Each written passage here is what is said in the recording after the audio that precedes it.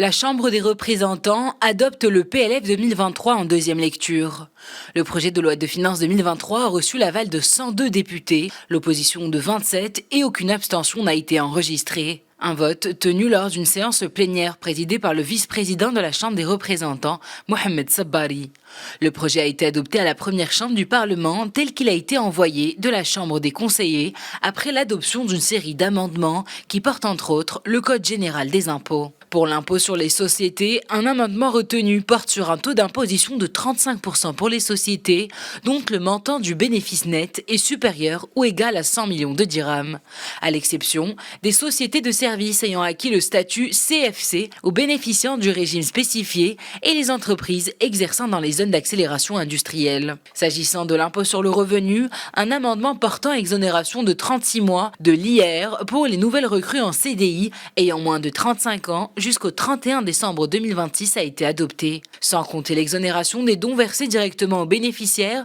sans l'intervention de l'employeur de l'IR, ainsi que la réduction de l'avance sur l'IR par les avocats de 300 dirhams à 100 dirhams. Sur les retenues à la source, le taux de l'impôt a été révisé à la baisse pour les personnes morales, en passant de 20% à 5%, et ce en limitant cette retenue aux revenus payés par l'État, les établissements et entreprises publiques, en plus d'une retenue à la source libératoire pour les rémunérations des enseignants non salariés, des établissements scolaires et les médecins non soumis à la taxe professionnelle. Une baisse de la retenue à la source pour les contrats d'assurance épargne-retraite est passée de 30% à 15%. Pour le statut d'auto-entrepreneur, un amendement portant augmentation du chiffre d'affaires annuel au titre des prestations de services réalisées a été approuvé. Un amendement ciblant les montants dont le surplus est soumis à l'impôt sur le revenu par voie de retenue à la source de 50 000 dirhams à 80 000 dirhams. La ministre de l'économie et des finances, Nadia Ftah El-Alaoui, a affirmé que le gouvernement a pris une série de mesures pour faire face à la hausse des prix imposés par la conjoncture actuelle,